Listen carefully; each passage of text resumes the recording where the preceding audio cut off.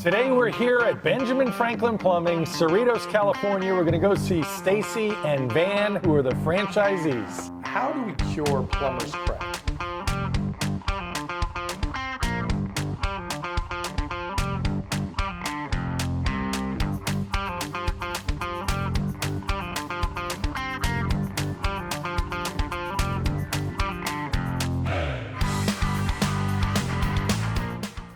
Stacy!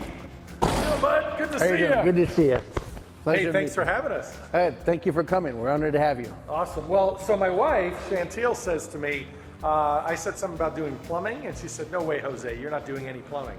Well, guess what? Today you're Jose. We're doing it. We're doing it. So give us a little tour. Nice little place you got Sure. here. This is what you would like to be your typical plumbing business, is warehouse space to store your equipment, your inventory, and as also where to put your vehicles. Vehicles these days are very expensive. They're commercial vehicles, and then the equipment that goes on top of them, within them, can be up to $100,000 per truck. So each vehicle running is about $200,000. So for safety reasons, absolutely. For safety reasons, at nighttime, we bring them inside and have the appropriate security. So I see water heaters. I see, I don't know the other parts. yeah, a lot of brass, a lot of copper, plumbing fixtures, you know, faucets, stuff like that. The common things that are the typical issues within a residential call. Yeah. So then a truck is fully equipped that 96% of your call has the equipment already on the truck, so that while you're there, after you tell them what it's going to cost, you can immediately repair it. And then ideally your technician goes on to the next call, then the next call, and that's how the days go about. You have an idea of what it looks like to stock a truck. Oh, awesome. Yeah. So when you get a truck, they're helping you with the actual vehicle and the outfitting of the vehicle? Yeah, so Benjamin Franklin is actually very wonderful. They recommend what manufacturer of trucks to get, what model of the truck to get, and why. They recommend what shoving to get, what equipment to get. They even go so far, they get as granular as saying, hey, we recommend, because you're on the West Coast, this will be your first order through your vendor, which stocks your truck. Great. And then on top of it, you know, we have equipment, we have snake machines, we have cameras, everything you need for a typical residential repair. But, you know, just for example, that camera that's in this toolbox is $60,000. So, you know, it gets expensive quickly, which is why we need to safeguard them in our warehouse. Yeah, makes sense. So this warehouse will house approximately 6 to 7 vans, which is as large as our territory will be. The goal is to have this, which is called a hub, in each territory you have to serve your population, because you don't want to be more than 30 minutes away from your call. We're not retail. You know, no clients come to our business. We go to their home. There's no reason to come here. So our vendors visit us when they want to tell us about new products and new services available. For the most part, though, you know, this isn't where people would come to conduct business. We go to their homes. Right. Got it. And then, like your dispatch area. Absolutely. And then next you come into the office. This is the heart and brains of the organization. Within the office is where all the granular work stuff, but the most important stuff, this is where the inventory is accounted for. It's where inventory is purchased. It's where we pay our rent, we pay our bills, we pay our payroll, we hire staff, we manage staff. Everything that's done in any business that's required to keep it running successfully and legally is done in here, and it's done by Van. So I get to manage the guys in front. She gets to manage everything else but in the back.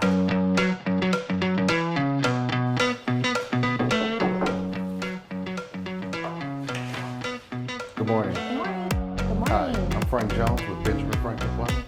I'm here to install your low flow water leak detection system. Your water shutoff is on the side of the house.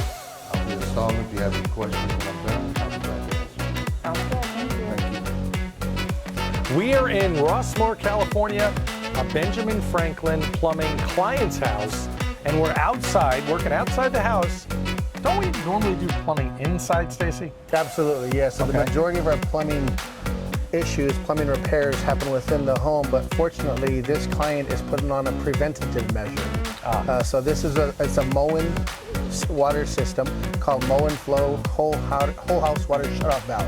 Gotcha. So That's a mouthful. Yeah, so what happens is Through Moen's AI technology, we put this valve on the main water line that goes into our home from the water line, from the main water line, and through its technology, it recognizes water flow, ambient water temperature, and if there's a rupture, flow automatically increases. And the water changes temperature, it goes down, it gets colder because it's coming in. So this is basically like a safety feature. You can shut everything off at once. Yeah, so if a water line does burst, this automatically shuts it off itself and then sends you a text and an email saying, hey, I've shut off your water. You need to call a plumber to see what's going on. Gotcha. So it's a wonderful system. So Frank does this stuff all the time, or? Yeah, fortunately, some of our clients that have had friends that have had water damage to their home or they've heard about it, they call us quite often for these Moen flows. And I've got one on my home. It's a great system. Do you get a discount on your insurance premium for something like this? That's a great question. If you report this to your insurance and if there ever was an incident, Moen will pay up to $5,000 of your deductible. Wow. That's how confident they are of their product. Frank, this is easy for you, right? Because you've been a plumber a couple days? Sure. Yeah? Okay. So we have to go back to the office and do an interview with you and Van. Talk all about how this got started, right? Absolutely. Let's go. Sounds good. It's there. Stacy and Van, I am so happy to be here with you in Cerritos, California. So Van, I heard all about you from Stacy. I'm sure none of it is true. So how did you two meet? We actually have been in multiple businesses before this one. When we originally met, it was a home care franchise we were in. I was with one and he was with a separate. We were actually competitors. And we met through a joint meeting with the VA. We both had VA contracts at the time. Are you former military as well? No, Okay, I just love seniors and vets. got it. Love it. And Stacy, what's your version of that story? That I told her I'm going to overpower her, take over her company, so she better sell it to me. Is that what happened? Not at all. No. She took pity on me and I bought it cheap. She was getting out of the industry. Yeah, So love it. So let's talk about your background. You're a Marine, and thank you for your service. it's my honor. Yep. So went Marine Corps right out of high school. Finished high school on a Thursday, shipped out on a Sunday. I started off as infantry, was very good at swimming. Then I went to a bunch of schools and became what's known as reconnaissance special forces. Then Operation Desert Shield kicked off, and that turned into Operation Desert Storm. And then several years later, it occurred to me, I think I need to go to college. I was very proud to have served my country, but I wanted to serve at a different level, so left the Marine Corps, honorably, of course, and went over to college and got a couple degrees. And In what? What was the plan at that point? the plan at that point was actually to, my bachelor's is biochemistry and nutrition, and I wanted to work for the World Health Organization, making formularies for babies. Nutrition was my passion back then, and I got a job at a local pizza place while I was going to go work on my PhD, and I went from pizza maker to assistant manager to general manager to director of operations to director of franchise. Holy. Within a couple of years, and I never looked back, and I've been in operations ever since. Fantastic. And was that your foray into franchising per se, or business in general? It was my exposure to franchising. I was not the franchisee. I was the employee of a very, very successful franchisee, and I learned from him why franchising makes sense. And I learned a lot of business from him, and that's why I got the bug for it at that point. Awesome. So we're here today to talk about Benjamin Franklin Plumbing. You two collectively are new franchisees, just 2 months into it. Before we get to that, you've owned other franchises, both of you. So how did that, take me through that process and how you've selected franchises in general? Well, I'm not the creative type. I'm not able to envision to make things, but I'm a good operator. I'm what you call a good soldier. So I got into franchising because they give you a business model, and the more you are able to do that business model, typically the more successful you are. So I got into income tax preparation, supplemental store, retail stores, buying, rehabbing, remanufacturing, and reselling homes, taking care of seniors, all the way to hospice, all the way to here. So I enjoyed all of them. Some of them were wonderful, some of them not so well, but I learned from every one of them. And I was very fortunate to get where I'm at with this particular one. So franchise number 6. Yes. Benjamin Franklin Plumbing. Yep. And so tell us, for those listening, those watching, what is Benjamin Franklin Plumbing? Obviously, it's a plumbing franchise, the punctual plumber. But what are the services that you're doing on a typical day, Sure. typical week? Yep. Yeah. We're residential repair.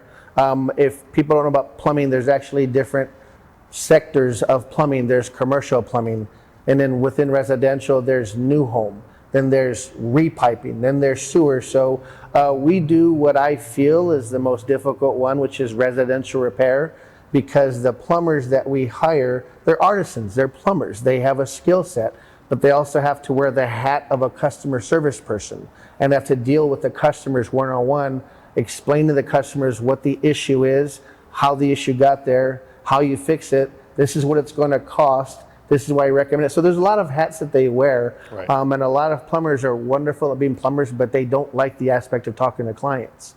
So it's a special niche. And it's a difficult one, but through weeding through the many plumbers that we have, we'd like to feel we find the right ones and continually train them and explain to them, that this is how we make our money. This is a service that we owe our clients, which is all about customer service, which is why I love this franchise. We interviewed a lot of plumbing franchises, because there are a lot of them.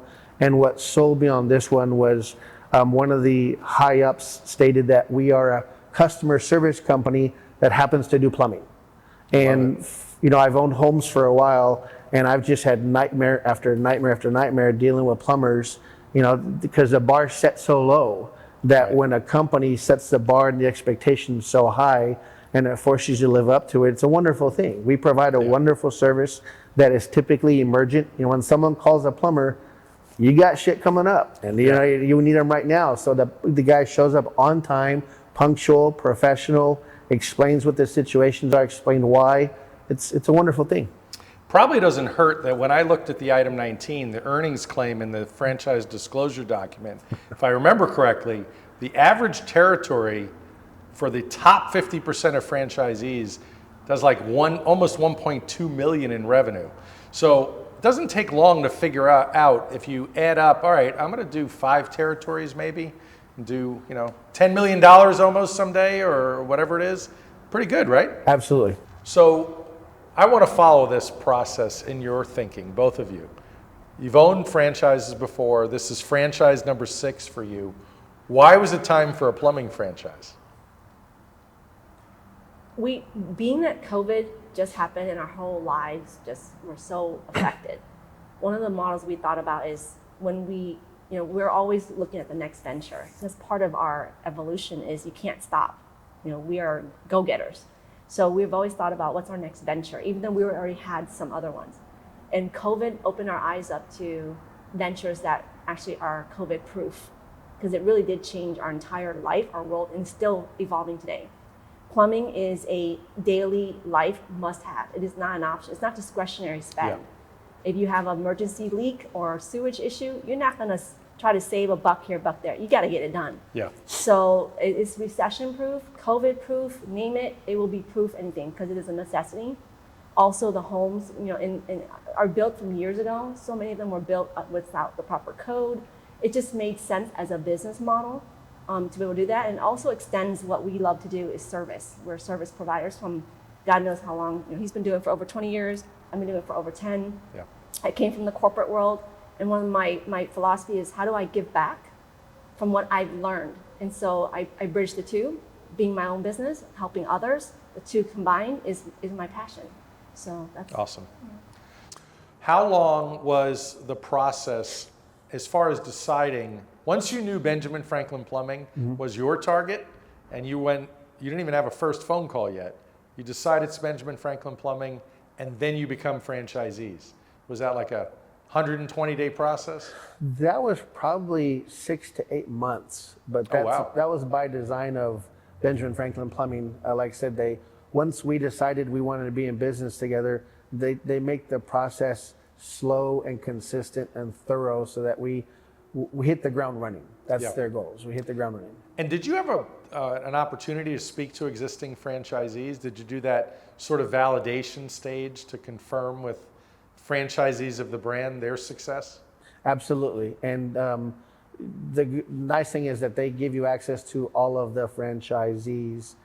So because I've done this so many times, not my first rodeo, I spoke to very successful ones. I spoke to ones who are not successful at all. And because I've done it for so many years, I was able to determine, okay, were the successful ones successful because of themselves or more of the brand? Were the ones that weren't successful, is it because of their brand or is it because of themselves? And really quickly, we learned that it's a wonderful plumbing company. Yeah, awesome. So now we get to a really serious topic that everybody is wondering because we're talking about plumbing. How do we cure plumber's crack? It's a wonderful question. We've done a lot of research on the subject. We've gone to the New England Journal of Medicine. I approached it with them as well, and they stated that's actually, if we have the ability to come up with that, they've mentioned Nobel Prize. They're just throwing it out there, but so we're actively looking at it. Still working on it. Yep. Still working. Oh, I'm glad we got that out of the way because that was one of the toughest questions of the day.